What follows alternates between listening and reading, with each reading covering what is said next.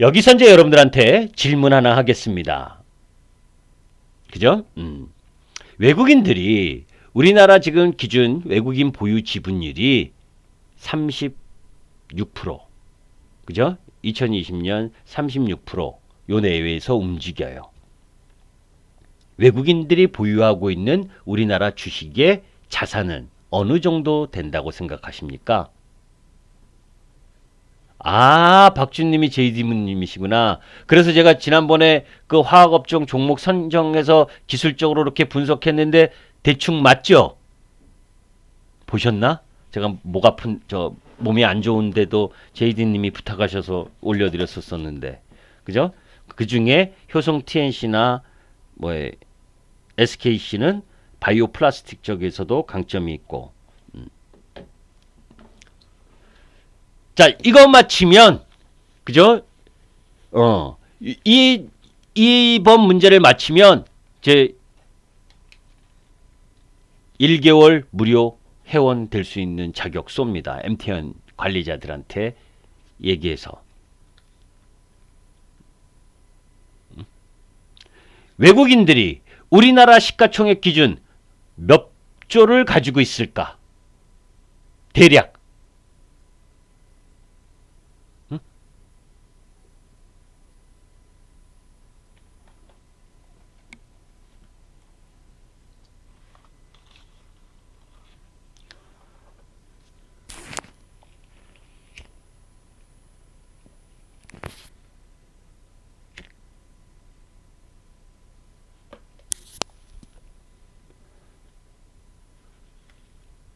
대략.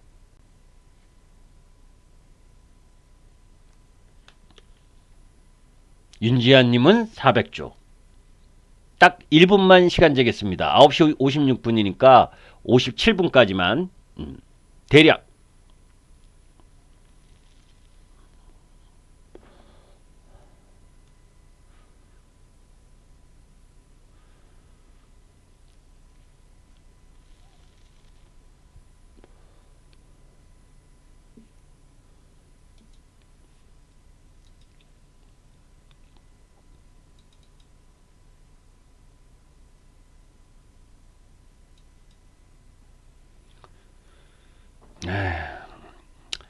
다 틀렸습니다.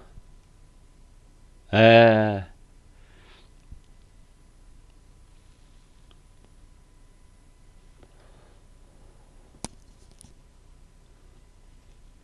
그나마 류재명님하고 민스님이 조금 조금은 아니죠. 조금은 아닌데 많이 근사치 다른 분보다는 조금 예. 한 700조 가량 되죠. 700조.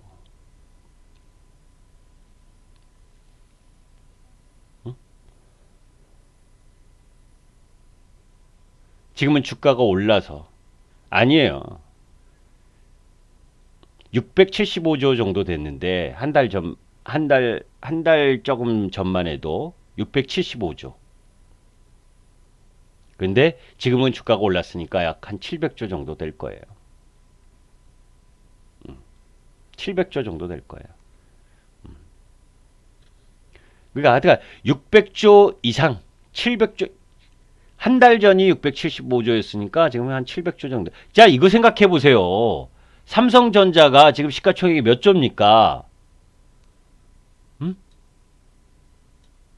삼성전자가 700조 넘었으면 넘었지 800조까지는 안 될 거고, 그죠?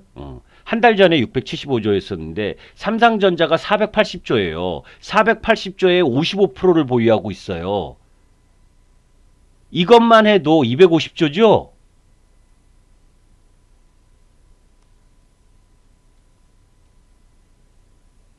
정확한 거는 나중에 보죠. 이제 저도 정확하게는 몰라요. 한 달 전만 해도 675조였었는데 지금은 뭐 그런데 뭐 700조 이상 분이 한 분도 없었으니까. 자, 삼성전자만 해도 250조를 들고 있다. 그런데 이제 제가 이야기하고 싶은 건 뭐였냐면 중간중간에 천억, 2천억씩 파는 거에 너무 연연하지 말라는 이야기예요. 제가 3월 달에 시장이 급락할 때도 그런 이야기를 했어요. 응? 외국인들이, 그죠? 외국인들이 매도하고 있는 우리가 일별 동향 흐름에, 그죠? 일별 동향 흐름을 보게 되면 거래소에서 거래소 기준, 그죠? 거래소 기준 이 일별 동향에 하루에 이 코스피 거래소 기준에 1,000억, 뭐 2,000억 이거 파는 거에는 너무 연연하지 말아라. 제가 그때 그대로 어떤 이야기를 했었냐면 여러분들이 외국에 투자를 했어요. 그죠? 여러분들이 1억을 투자를 했어요. 외국 기업에. 그런데 뭐 생판 난리가 났어요. 듣보잡 질병이 돌아서 막 전 세계가 난리야. 그죠? 전 세계가 듣보잡으로 난리가 났는데 내가 1억을 투자한 부분에서 그죠? 1년을 1억을 투자했는데 그런 막 불확실성이 막 커져. 그러면 내가 거기서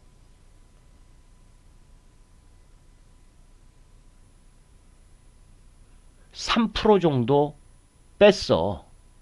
그죠? 1억을 투자했는데 300만 원 정도 뺐어. 그게 버리고 나온 겁니까? 아니잖아요. 그거 이야기하고 싶었던 거예요, 여러분들. 2020년 올해 외국인들이 그죠? 그 당시는 주가가 밑에 있었으니까 뭐 600조 뭐 그 내외에서 왔다리 갔다리 했겠죠. 그 600조에서 20조 팔았어. 그죠? 그러면 3% 정도 판 거 아닙니까? 200조 판 것도 아니고 30%판 것도 아니고 그죠? 600조로 내외에 들고 있다가 20조 정도 내가 급한 돈도 생길 수 있고 왜? 미국 시장도 다 급락하고 뭐 유럽 시장도 다 급락했으니까 그 중엔 자산 운용사들 중에 헤지펀드들 중에 응? 미국 거, 유럽 거 너무 많이 떨어져서 아니면 뭐 이유를 대서 3% 정도 자금을 뺀 걸 가지고 외국인이 뭐 완전히 매도한 것처럼 발 빠진 것처럼 아니다. 삼성전자 더 빠지면 가장 안타까운 건 외국인이다. 그죠? 외국인 지분 55%, 그리고 이재용 회장 지분, 그리고 관련 지분, 국민연금 지분, 뭐 다 빼면 개인들 지분 몇 프로나 됩니까?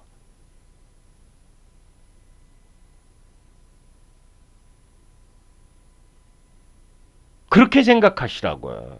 그러니까 전체적인 시장의 고객예탁금이 증가한 가운데에서 레벨이 올라와 있고 그런 가운데에서 외국인들도 일정 정도 차익 실현하는 외국인이 있고 아닌 외국인도 있고 혼자의 한 사람이 아니잖아요. 그러니까 그런 부분 속에서 패시브 자금과 액티브 자금 이런 부분들 속에서 또 반대로 주식은 일정 정도 매도한 부분을 가지고 선물이나 옵션 다른 쪽 부분에서 또 매수를 해댈 수 있는 거고. 그죠? 그러니까 너무 단편적으로 바라보지 말아라 라는 부분을 이야기하고 싶어서 그 질문을 꺼낸 거예요. 이해되시죠? 그럼 다시 또 되돌아옵니다. 그런 가운데에서 2021년 왜 또 그 얘기를 했냐면 외국인들이 지금 이 상태에서 1, 2% 지분을 더 증가한다. 우리 시장이 완전한 선진국 시장으로 레벨업 되는 그런 흐름이 아니라면 우리 시장에 또 외국인들이 올해 들어올 수 있는 규모, 그죠? 그 규모도 너무 크게 기대하지 말아라. 그죠? 2021년 순매수 규모 역시 올해 팔았었던 20조 내외 그 팔았던 물량이 들어오느냐 안 들어오느냐. 저는 들어올 가능성이 높다고 보는데, 그죠? 그 20조 팔았던 거 다시 채워 넣는 정도의 흐름일 가능성이 높다. 그러면 외국인들이 들어올 수 있는 부분에 있어서는, 그죠?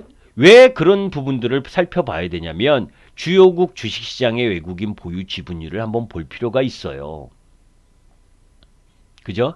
지금 주요국 증시에 우리나라 비중이 적다면 앞으로 많이 들어올 가능성이 높겠죠.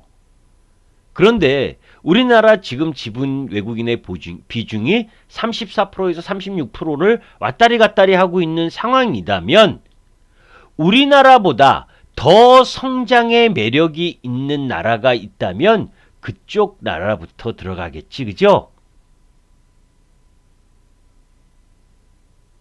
그래서 인도라든지, 그죠? 그 다음 저기 어디에 싱가포르라든지 이런 쪽에 들어갈 수 있는 여력이 더 크다는 거예요. 근데 요 도표에서는 중국도 들어갈 여력이 크다라고 했는데 이건 2017년 건데, 그죠? 2017년 자료라서 그렇지 저는 중국으로는 지금 뭐에 트럼프 이후에 바이든은 어떻게 될지 몰라요. 그죠? 그런데 트럼프 이 집권 말기에는 계속해서 뭐에 이 중국을 압박을 계속하면서 중국 기업들 빼고 뭐 이러면서 오히려 지분을 빼고 있는 상황이었잖아요. 그러면 우리나라가 이제 34% 정도 이 부분을 지금은 36%에 38%뭐 이 정도까지 올라왔지만 그렇게 비중이 높은 상태이기 때문에 더 많은 금액이 들어올 가능성은 크지 않다. 그죠? 그러면 이제 수급적으로는 개인들 자금이 더 들어올 거냐. 그리고 또 이제 이런 부분들은 또 영업이익이 어떻게 전개되느냐에 따라서 틀리겠죠. 그죠? 자, 이제 그런 가운데 이제 시간 너무 지났네. 그죠? 2시간이 넘었네. 여러분들도 지겹겠다. 그죠? 조금 더 빨리 나가겠습니다.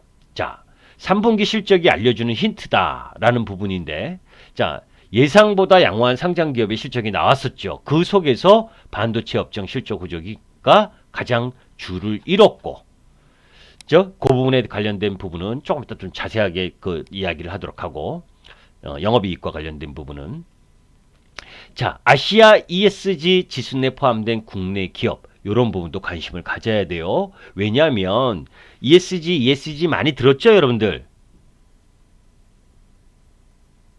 그죠? 이거는 내년에 계속 화두가 될 거예요. 올해도 화두가 됐지만, 그죠? 우리나라는 그나마 이것에 대해서 그렇게 중요시 생각하지 않았지만 글로벌적으로는 뭐 엄청나게 중요해요, 이게. 그래서 여러분들께 매번 이야기하는 게 신재생 에너지가 어떻고, 뭐에 리뉴얼 100, 그죠? 예전 동영상을 보시면 리뉴얼 100 이거 관련된 부분. 그래서 애플의 이 부품 회사들한테 2025년까지 뭐에 탄소 제로의 전력을 사용하지 않고 부품을 만들면 아웃시키겠다. 그죠? 미국 내에 애플 관련 그 애플 자회사들은 전부 다 뭐에 신재생 에너지를 통한 탄소 제로 전력을 통한 생산을 하고 있다 지금. 그런 이야기도 다 했잖아요. 그게 그죠? 유럽이 탄소 국경세 이런 거 매기려고 하는 거고 똑같은 거예요. 그런 부분들로 하지 않으면 신재생 에너지 이런 쪽으로 하지 않으면 계속해서 압박이 들어올 거고 그래서 우리 이 ESG와 관련된 기업들 ETF 이런 쪽으로 돈이 계속 글로벌적으로 들어오고 있다고요. 그런 흐름들이기 때문에 뭐 우리나라 쪽 라인 부분에 여기에 포함되어 있는 기업들 그죠? 그건 펀더멘털뿐만이 아니라 펀더멘털이 플러스면 더 좋고, 그죠? 거기에 지수를 추종하는 외국인들의 매수세가 계속 들어올 수 있는 흐름도 있다는 얘기입니다. 그죠? 그게 이제 쭉 포함되어 있는 기업들, 그 중에 실적이나 성장 흐름을 같이 갖고 있는 종목들, 이런 부분들은 눈여겨봐야죠. 그죠?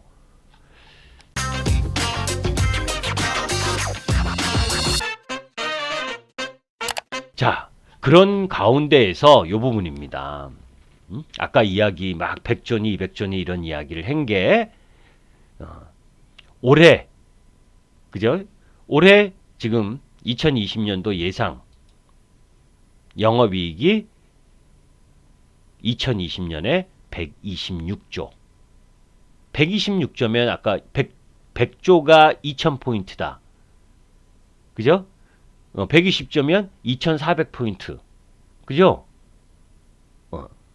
2400포인트여야 되는데 지금 2800포인트, 2900포인트 와 있잖아요. 그죠? 내년은 175조면 27에 14, 2일은 2, 3400포인트. 그죠? 단순 계산하면 주가는 조금 땡겨 오잖아요. 땡겨. 선행. 주가의 선행성이라고 그러죠. 그죠? 그러면 지금 지수가 그렇게 레벨이 많이 높은 게 아니다라는 걸 알 수가 있겠죠. 이 예상대로만 영업이익을 발생시켜서 간다면 코스피를 이야기하는 거예요. 이거 지금 얘기하는 내용들은 그렇죠? 코스피가 형이 좋아야 아우도 같이 다 좋은 거니까. 이해돼요? 이해되면 1번 빠르게 1번.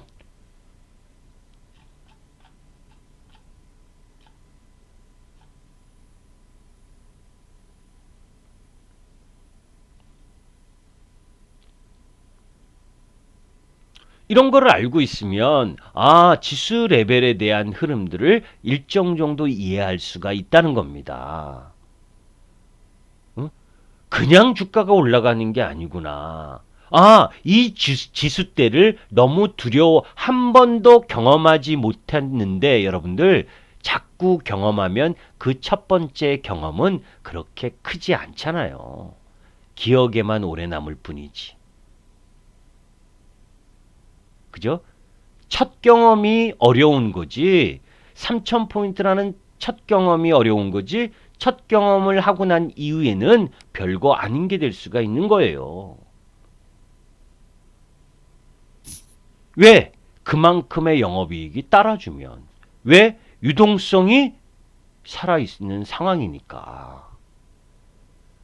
그러면 내 훈영까지 보면 4000포인트인데?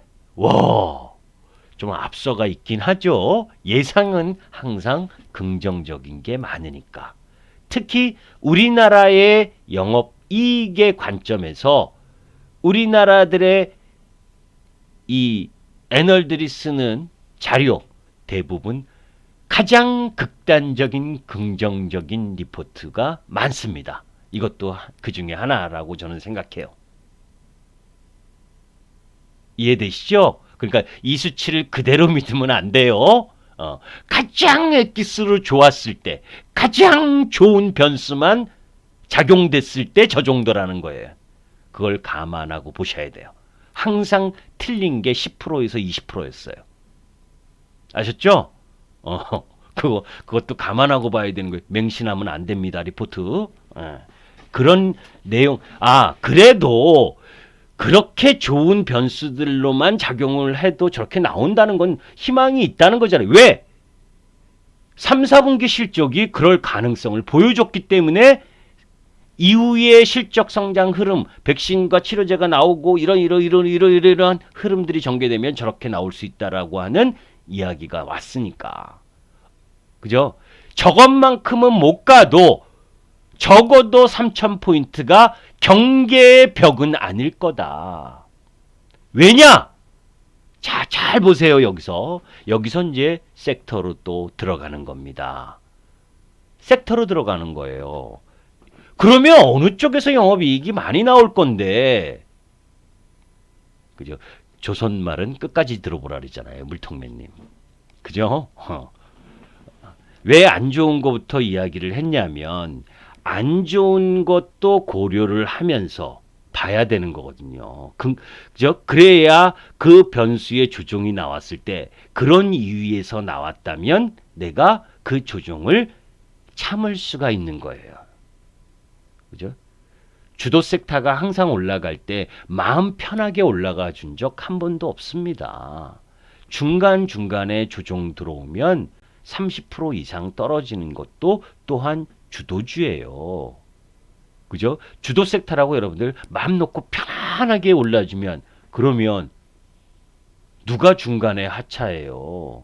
악재도 나오고 변수도 나오고 시장의 조정이든 개별 종목의 악재이든 그렇게 조정을 보이고 그것을 견뎌낼 수 있는 힘을 내가 시황이나 업황이나 그 종목에 대한 성장성에 대한 믿음이나 이런 것들을 갖고 있어야 버틸 수 있는 힘이 되기 때문에 공부를 하라는 거예요. 그죠? 저는 차트를 무지무지 좋아하지만 그죠? 그 차트를 읽는 것 또한 기본적인 분석이 같이 적용이 돼서 움직여줘야 된다는 겁니다. 그죠? 자, 2022년까지 코스피 이익 성장을 주도할 업종이 뭐냐?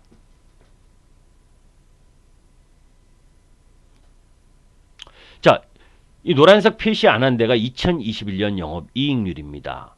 그죠? 운송, 자동차, 화학, 소프트웨어, 반도체. 그죠? 이게 다 좋은 쪽만 지금 여기다 쭉 올려놓은 거예요. 좋은 쪽만. 응?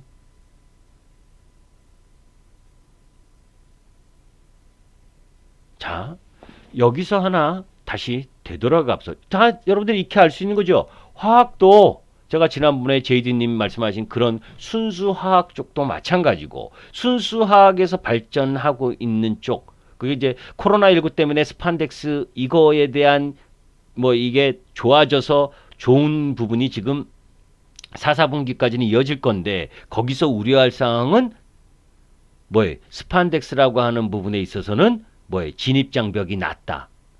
그죠? 그리고 코로나19가 또 백신과 치료제 뭐 이런 부분들로 잠잠해지면 또 그쪽 실적은 약화될 수 있는 소지가 있잖아요. 그것을 만회해 줄 수 있는 부분이 있냐 없냐 라고 하는 부분 또 하나고 또 화학 쪽에는 LG화학도 포함돼 있잖아요. 그죠? 그러니까 자동차도 내연기관 그냥 순수 자동차 이 부분뿐만이 아니라 그죠? 전기차 그다음 뭐예요? 수소차 그죠? 이런 쪽도 같이 아울러져 있는 거예요. 그래서 그냥 딱 산업만 보면 안 돼요. 거기 좀 들어가서 세부적으로 봐야 되는 부분이고. 그죠? 소프트웨어 쪽도 마찬가지다. 그죠? 2021년, 20년보다는 조금 영업이익 증가율이 못하지만, 그죠? 21년이나 22년 감게 되면 더 나아질 수 있는 부분, 그게 뭐예요? 네이버나 카카오.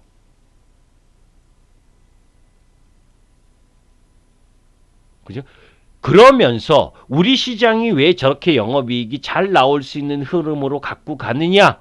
잘 보시니까 여러분들 뭐예요? 성장액 쪽 라인 부분에 있어서 경기와 성장을 함께 타는 쪽 반도체가 자리 잡고 있죠. 그죠? 보호무역주의가 강화될수록 리쇼링과 리로케이션이 적용된다. 그러면서 초미세와 EUV 이쪽 라인 부분으로 세분화되는 흐름들 속에서 또 다른 기회가 나온다. 그리고 지난 시간에 올려드렸었던 2021년 소부장, 소재 부품 장비 그게 비단 반도체 소부장뿐만이 아니라 그죠? 5G라든지 2차 전지라든지 이런 소재 부품 장비 쪽에서 경쟁력을 키우고 그러한 부분들에 투자하는 가운데에서 실적 성장을 견인할 수 있는 종목 부분들이 무수히 태어나고 있다. 레벨업 단계에 놓여져 있다는 거예요. 그거 반드시 보셔야 돼요. 그리고 더 공부해야 되는 부분이고 그와 관련된 섹터 종목 부분들을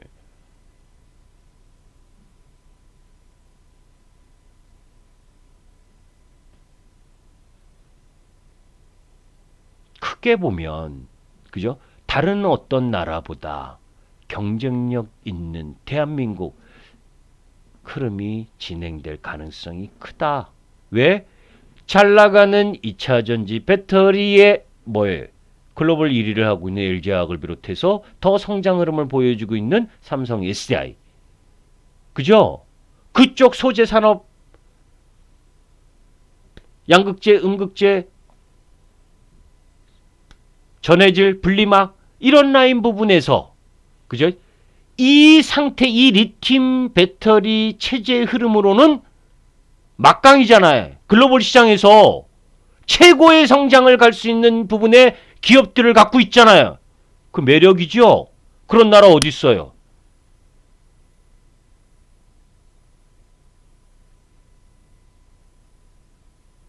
그런 나라 어디 있습니까? 미국에 있나요? 중국에 CATL 뭐 이렇게 있는데 경쟁력이 못하죠? 어디 있나요? 이제 하려고 그러잖아요.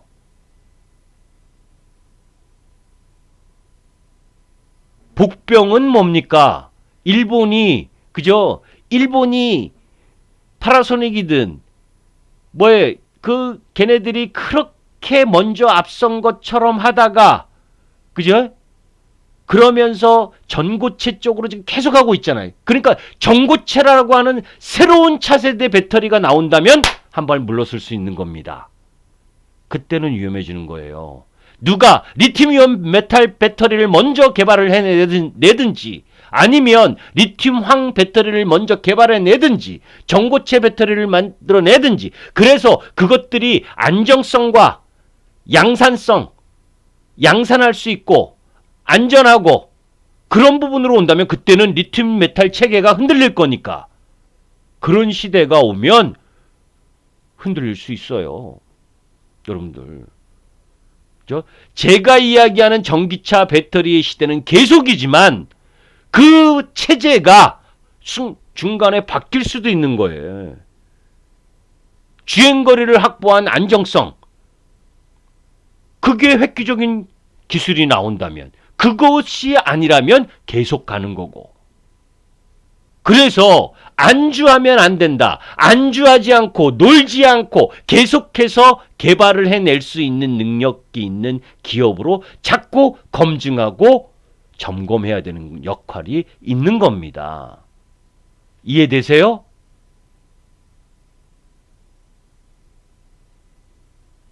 지금의 체계에서는 LG화학이 1등이지만 그죠?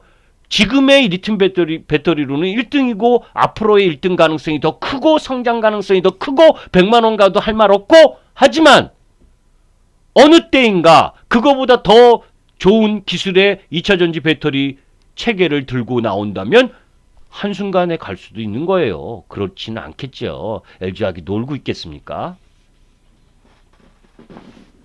이 말 뜻 이해하죠? 근데 이 안 좋은 부정적인 이야기를 하려고 한 게 아니라 그런 산업의 중심을 갖고 있는 게 우리나라죠. 두 번째로 아까 이야기한 반도체. 그죠? 삼성전자, 하이닉스 그와 관련된 여러분들 반도체 8대 공정에 들어가는 세분화된 공정 라인에서 지금 일본이 우리나라를 가마우치 경제니 뭐니 하면서 비하했었던 그걸로 어떻게든 한국을 별 볼 일 없는 몇 개 중요한 물품 안 주면은 박살날 줄 알았는데 우린 안 박살난다 라는 거 보여줬잖아요. 그죠? 그리고 그것에 대한 일본과의 기술 격차가 엄청나게 지금 1.8년 정도로 줄어들었고 이제는 니네 안 줘도 된다. 이제는 우리 대기업이 너네들 그런 괘씸함에 의해서 거래처를 다변화하고 우리 중소기업에게 삼성전자가 그래서 여러분들 지금 힘들어도 삼성전자가 투자했었던 지분 투자하고 제3자 배정을 받았었던 에러티베큐미니 동진세미케미니 이런 유형의 주식들 잘 봐야 된다. 그런 뉴스가 나면 그때는 그런 뉴스가 났을 땐 주가 잘 안 움직여요. 왜? 그때 올라가면 개인들 들어와서 안 떨어져 나갈 거니까. 그런 뉴스가 나오면 오히려 흔들어대고, 그죠? 아무 일 없었던 것처럼. 그런데 왜 투자합니까? 그런데 돈이 남아돌아요? 삼성이 그렇게 자비로워요? 안 자비로워요. 성장할 수 있다고 보니까 투자한 거죠. 멀리 보세요. 그죠? 돋보기 쓰지 마시고 망원경을 쓰세요.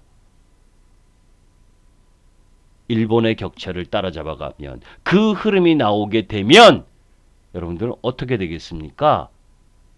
일본 거 끊겠죠. 그 다음엔 그것도 생각하셔야죠. 그래서 내년엔 소재 부품 장비의 르네상스의 시대가 온다라는 이야기의 타이틀을 계속 올려드리는 거예요.